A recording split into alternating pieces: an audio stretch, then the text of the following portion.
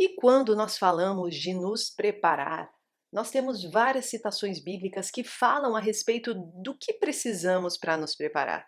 O próprio Jesus, quando esteve aqui dentre os seus discípulos, trouxe para eles algumas dicas, algumas não, muitas dicas, para que eles estivessem se preparando e para que eles escrevessem, para que nós pudéssemos nos preparar.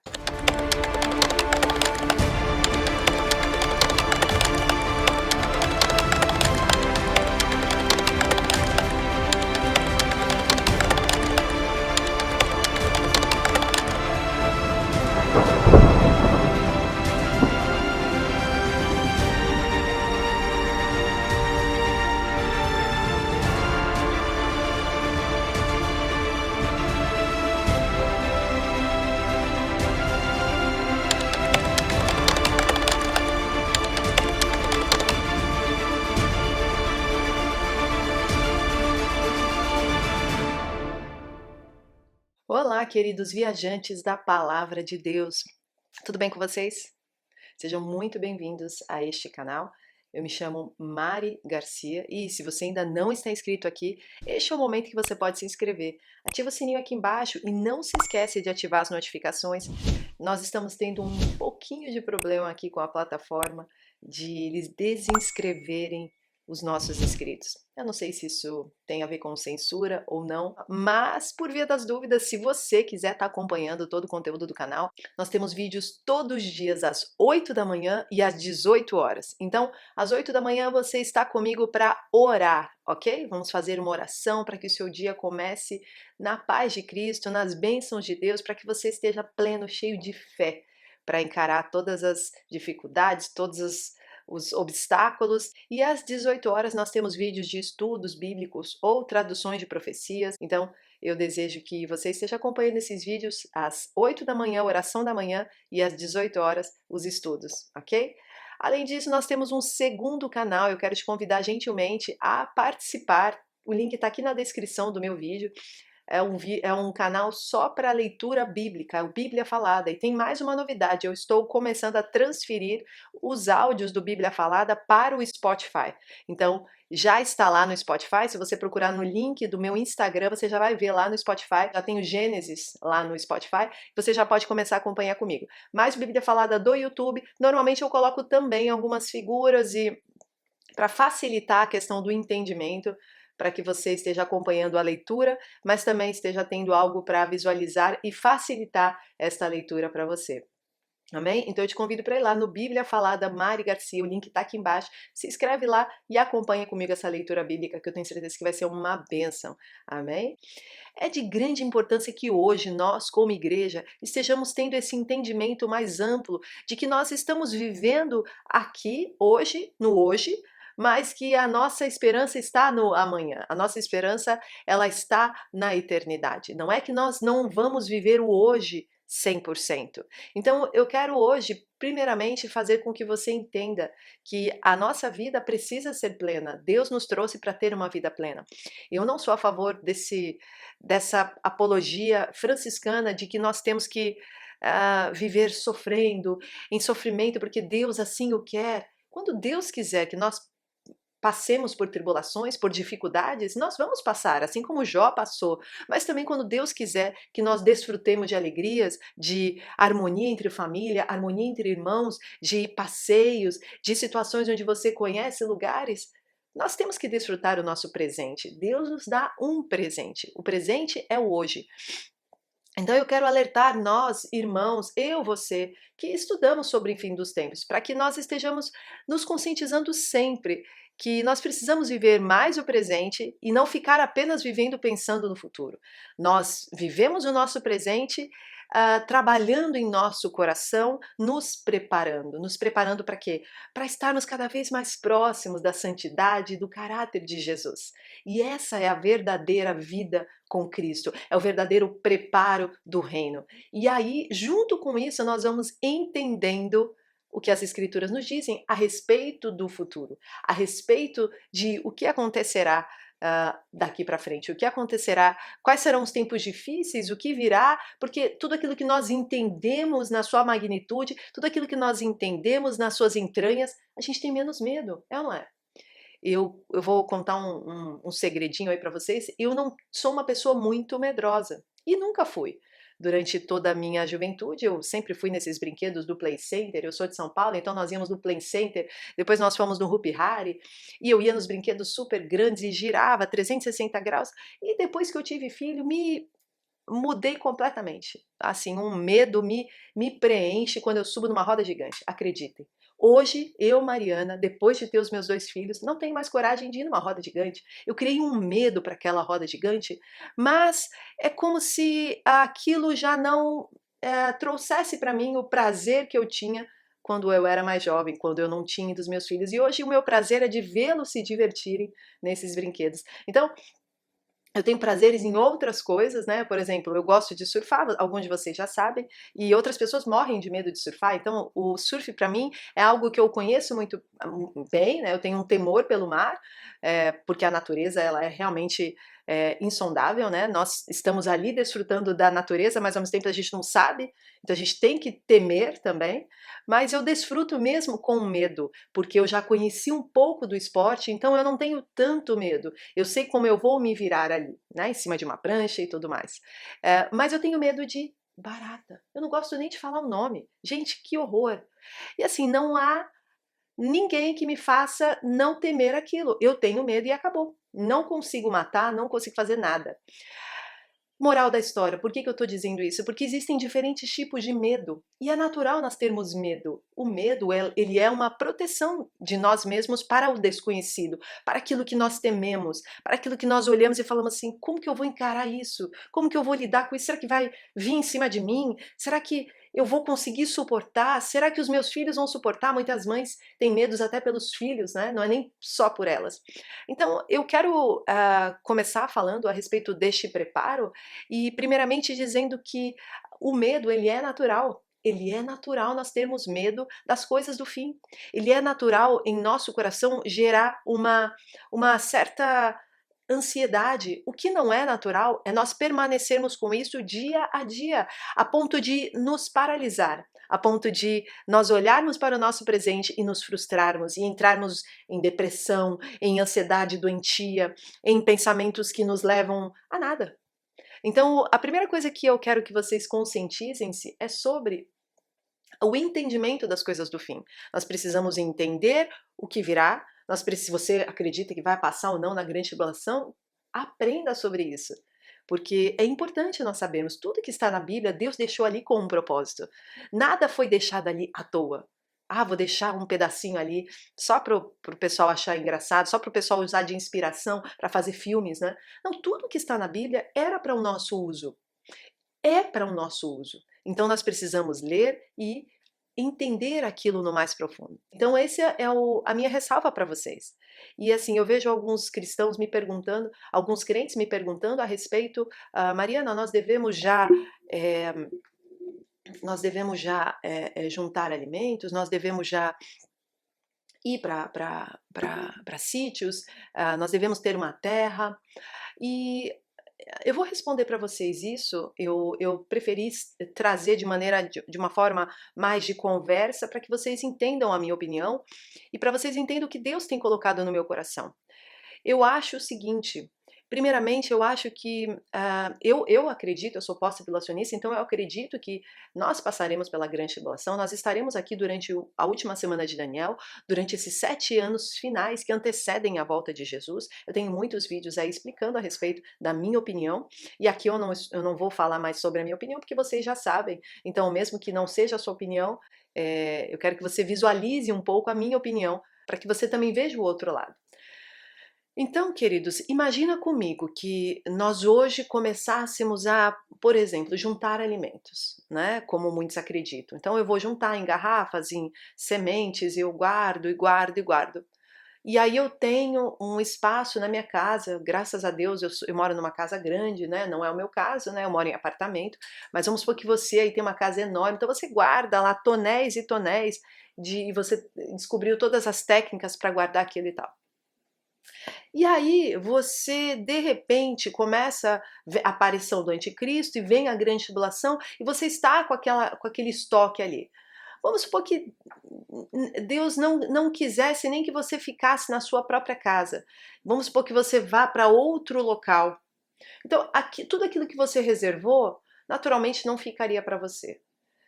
Outra questão, vamos supor que demore tantos anos que tudo aquilo estrague, embolore, crie bicho. Porque, queridos, nós gostaríamos muito de ter uma data específica. É claro que assim, no meu coração, eu tenho mais ou menos uma noção do que eu acho que vai demorar. E eu acho que não passará da nossa geração ou a geração dos nossos filhos. Eu não sinto que passará além disso. Mas a gente estoca alimento por um certo tempo. Então, eu vou juntar um alimento e depois eu não vou ter como carregá-lo, eu não vou ter como nem fazer aquele alimento, né? E a palavra de Deus ela é muito específica quando fala sobre os 1260 dias em que a igreja, a mulher que vai para o deserto, que recebe as duas asas, quando nós lemos lá em Apocalipse, esta mulher ela recebe uma provisão de Deus durante esses 1260 dias. E aí nos remete, nos aponta totalmente para o povo lá no deserto, que recebia o maná, que recebia a água que jorrava da rocha, né? Que Moisés foi lá e colocou, bateu na rocha e veio aquela água e eles tinham água para beber. Então, queridos, nós servimos um Deus do sobrenatural. Nós, em nossa visão natural, carnal, não conseguimos discernir nem ter noção do que é depender realmente de Deus, assim como Elias dependeu de Deus e os corvos iam alimentá-lo. Então, nós precisamos entender que quando Deus fala que proverá 1260 dias, Deus fará de uma maneira sobrenatural. Pode não ser um maná igual, mas pode ser uma outra forma que nós não conseguimos hoje descobrir. A questão é Deus que proverá. Então, eu acho muito complicado nós guardarmos com essa intenção de grande tribulação, ok? Agora, se você deseja guardar no intuito de uma crise mundial, no intuito de os alimentos aumentarem o seu valor por conta da inflação, que já está acontecendo no mundo todo, acredito que no Brasil nós temos muita matéria-prima, mas até aqui nós podemos ter um aumento tão grande dos valores que fique realmente cada vez mais difícil, né? Um feijão, um arroz, coisas que a gente consegue guardar. Então eu acredito o seguinte, acredito que para este propósito, tá? Se você está no intuito de se precaver para uma crise, de se preparar para uma crise, eu até entenderia, ok? Eu até entenderia. Acho viável e acho que é algo que você poderia sim fazer, tá? Se for da sua vontade, se você sente no seu coração, Deus está te guiando para isso, ok? E se você tem como fazer isso, porque muitas pessoas não têm como, ok? O segundo ponto que eu quero falar com vocês é a respeito de ir para sítios, né? Ir para lugares ermos, lugares desertos, lugares longe de cidades grandes. Vamos lá. Fato a cidade grande, ela passa pelas alterações globalistas do sistema mundial com muito mais rapidez do que os interiores, tá? Mas talvez você aí mora no interior e vai falar assim para mim, Mariana, aqui no interior já chegou tudo. Eu tenho parentes no interior de São Paulo, inclusive numa cidade muito pequenininha chamada Casa Branca. Não sei se você aí conhece Casa Branca. Se você conhece, escreve aí no comentário que eu vou gostar de conhecer. Eu vou para Casa Branca desde muito pequenininha. Minha avó mora lá e minha tia querida, inclusive está fazendo aniversário hoje, 92 anos.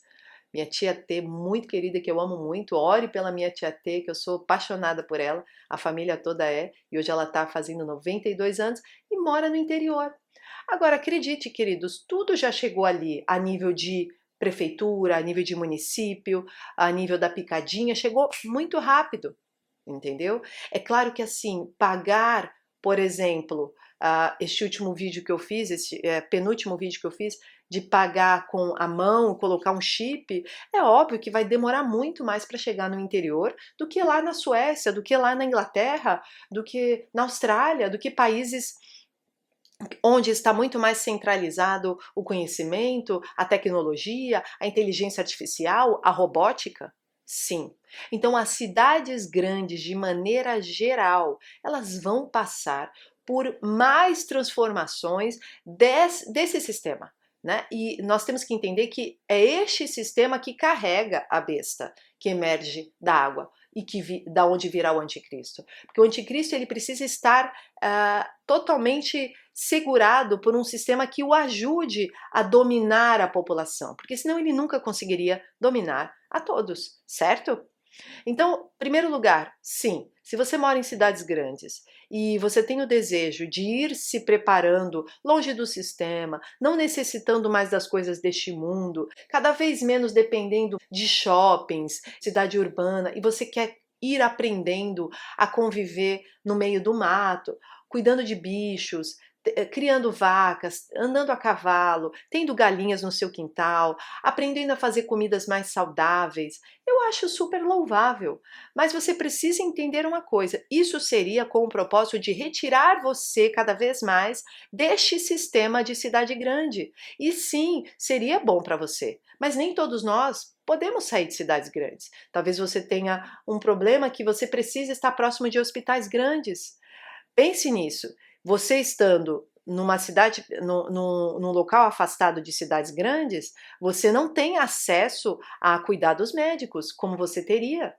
Então, uma pessoa idosa, uma pessoa com problemas, uma pessoa que, por exemplo, quer ter filho, teria que chamar uma parteira, né? Uma parteira para ir lá fazer o parto na sua casa, mas vamos supor que ela tenha uma dificuldade, enfim. Então, tudo isso precisa ser colocado em balanças. Né? Então, quando nós temos filhos pequenos, por exemplo, eu tenho 2 filhos pequenos, Mateus e o Lorenzo, um tem 6, vai fazer 7 agora, e o outro fez 4. Então, são crianças que eu poderia criá-los no meio do mato, eles iriam ter outra expectativa de vida, né? Eu faria o homeschooling, mas hoje eles estão completamente dependentes da escola, eles estudam numa escola cristã, né, bilíngue, então eu estou preparando-os para poder, por exemplo, um dia pregar em outra língua, entender pregações de pregadores de outra língua, conviver e evangelizar em outras línguas, eu estou criando-os para que eles possam ser sal e luz, cada vez com mais conhecimento e mais influência. É claro que eu, como mãe, preciso tomar cuidado do quê? Não enchê-los com o celular, não enchê-los de programas de Netflix que acabam com as crianças. O que esses programas fazem? Programação preditiva. O que é isso? Você sabe o que é isso. Nós estamos cheios de programação preditiva no Netflix. Aliás, cada vez menos você pode clicar em qualquer coisa. Você tem que olhar, ler minuciosamente e entender o que vai falar sobre esse filme, do que está falando essa série. Porque muitas séries estão só colocando sementinhas malignas ali no coração dos seus filhos. E os seus filhos não têm o mesmo escudo que você tem como adulto. Nós, como adultos, nós temos já um escudo do Espírito Santo. Então, nós conseguimos nos desvincular daquilo e entender que aquilo é apenas de faz de conta. A criança não. Então, ela traz aquilo para dentro dela e aí a gente vai formando uma educação cada vez mais preditiva, que é o que o diabo quer, porque está tudo apontando para uma agenda global. Ok? Então a gente tem aí ideologias, né, que você sabe, de gêneros, a gente tem diversas coisas que o globalismo insere na cabecinha das crianças. Então, voltando lá para sair ou não, queridos, com toda sinceridade, neste momento eu não vejo uma urgência em sair. Por quê? Porque nós ainda não sabemos para onde. Então aí está mais um fator. Vamos supor que você esteja planejando a sair por conta da grande tribulação, tá? Nós estamos falando aqui de sair das cidades grandes por conta da grande tribulação. Você precisa entender que se nós tivermos que sair por conta da grande tribulação, Deus precisa nos dizer para onde. Porque nós podemos ir para uma cidade que para nós parece ser pacata, para nós parece ser no meio do mato, e justamente ali o anticristo resolver colocar uma fábrica de algo ou decidir colocar uma antena enorme de 7G, 10G, sei lá quanto G, para captar todo mundo que está ali. Então, nós precisamos entender o seguinte: para a grande tribulação, sair agora, eu não diria que seria urgente, ok? Mas para quem quer viver longe do sistema, e eu acho louvável. Eu, olha, sinceramente, bato palmas. Já tive muita convivência em sítios, tenho uma infância em sítios, eu acho maravilhoso. É muito bom você estar longe de tanta tecnologia, é muito bom você estar out de tudo isso da cidade grande, entendeu? Mas como eu falei antes, existem necessidades que na cidade grande tem e no meio do mato você não vai ter. Então, neste momento, talvez você precise parar de se cobrar tanto no sentido de, ai, tá na hora de eu sair, tá na hora de eu sair, eu tô pecando, eu tô errando, eu tô fazendo algo que não é de Deus aqui, eu vou perder meu tempo e quando chegar a hora não vai dar tempo e tal, não sei o quê. É natural, primeira coisa, é natural você sentir isso, tá? É natural você orar com essa urgência com Deus. Falar com Deus, Senhor, me avisa, me mostra, né? Me dá os sinais certos de quando eu devo sair, para onde eu devo ir. Me ajunta as pessoas corretas, porque eu acredito que Deus, o que Ele vai fazendo? Ó? Ele vai juntando, juntando, juntando pessoas com o mesmo propósito. Pessoas que estão com o coração semelhante, sedentos pelo reino de Deus, sedentos por se quebrantar cada vez mais. Eu tenho notado no meu coração Deus colocando cada vez mais essa sede por eu me quebrantar, por eu buscar santidade em pequenas coisas, em detalhes. E queridos, eu não sou perfeita, eu peco também. Ok? Todos nós que lemos a palavra, que estudamos, que buscamos, nós também pecamos. Isso é do ser humano. Então nós estamos o tempo todo desviando do pecado. Então você que talvez está aí, né, lutando e falando, nossa, eu não tenho, não vou ter chance nunca, você vai ter chance sim. Eu vou fazer um vídeo aqui só contando meu testemunho. Eu nunca contei para vocês. Vou ver o que eu vou liberar nesse testemunho. Mas assim, falando rapidinho, eu demorei a me converter. Eu já me converti depois dos 20 anos, acredita? Aí eu quase que deixo escapar a minha idade, né? Mas eu não vou falar a minha idade ainda, só que sábado é meu aniversário. Então, talvez até lá eu conte a minha idade, se você tá curioso, né? Mas eu tenho cara de 20, fala a verdade, né, gente? Tô brincando. O que importa é realmente o que Deus fez em mim, no meu coração esse tempo todo. E assim, eu percebo que de quando eu me converti, do processo que eu passei ali para hoje, eu realmente quero cada vez mais esta santidade. Então, só para finalizar, gente, eu penso o seguinte: eu acho que estocar alimento e ir para o meio do mato, e ter um sítio, se você tem condição de ter um sítio, condição financeira, de ter uma segunda opção, de deixar um sítio lá e cuidando daquilo, nossa, glória a Deus, aleluia, faça isso, deixa os seus filhos terem acesso a isso, e vá cada vez mais se desvinculando das coisas do sistema, para se um dia você precisar se autoalimentar ali com o que você já produz, com o que você planta, com o que você faz ali, ter vizinhos, ter pessoas próximas que vocês fazem trocas. Por exemplo, uma coisa que eu penso muito, Deus pode fazer durante o tempo de grande tribulação, durante os 3 anos e meio primeiros, que é o que eu acredito que é o tempo que a gente vai sair, né? Quem tiver que sair, vai sair da cidade grande, quem tiver que ir para algum lugar, vai. Eu acredito que é mais nesse tempo. Mas Deus pode fazer muitas trocas. Por exemplo, vamos supor que eu seja médica e você seja dentista, então nós vamos estar ali junto durante esses 3 anos e meio, a gente vai trocar serviços. Vamos supor que você tenha facilidade em fazer uma manteiga com o porco, com a gordura do porco, né? Você sabe que a manteiga também sai da gordura, né? E a minha tia no sítio, ela fazia até sabão com a gordura do porco, ela cortava o sabão. Então, vamos supor que você consiga, você vai trocar o seu sabão. Então, a gente vai voltar a esses tempos antigos, né? De troca de serviço, de troca. Eu acredito que vai acontecer isso. Não sei o que você acredita. Coloque seu comentário aí para mim. Então, a minha opinião é essa. Eu acho que menos medo, mais confiança, mais fé e a certeza de que nós estaremos dependentes de Deus. Agora, se você quer começar a se desvincular do sistema, tá? Por conta de inflação, por conta de globalismo, por conta de ideologias, por conta da grande máfia, da grande agenda, acho super viável. Não que no interior você não vai ter nada, tá? Você vai continuar tendo algumas coisas, mas muito menos. Mas você acho viável, acho legal, só que você tem que entender. Se você tem filho pequeno, se você é idoso, você vai perder algumas coisas, né? Algumas coisas você vai precisar ali e talvez não fosse o momento ainda de você ter que se privar tanto de um atendimento médico bom, de uma situação, né, que você necessite ali e também da convivência com os irmãos, porque eu penso assim, se você for se isolar, quem vai pregar? Quem vai pregar para os irmãos? Né? Se você agora decidir que precisa sair, que não quer mais saber de igreja, que não quer mais saber de nada, gente, igreja tem joio, mas também tem trigo. Então, assim, o joio e o trigo crescem juntos. Então, se eu decido que eu vou me ausentar, que eu vou andar numa ilha, que eu vou viver numa ilha, o que será dos nossos irmãos? Como que eu vou poder ajudar os irmãos que estão precisando de apoio, de suporte? E muitos deles estão precisando de você. É você, não sou eu. Entende? Cada um de nós tem um dom, cada um de nós tem uma maneira de segurar a mão do irmão e erguê-lo. Então, eu deixo para vocês essa mensagem. Foi um prazer estar com vocês. Deus abençoe e até o próximo vídeo.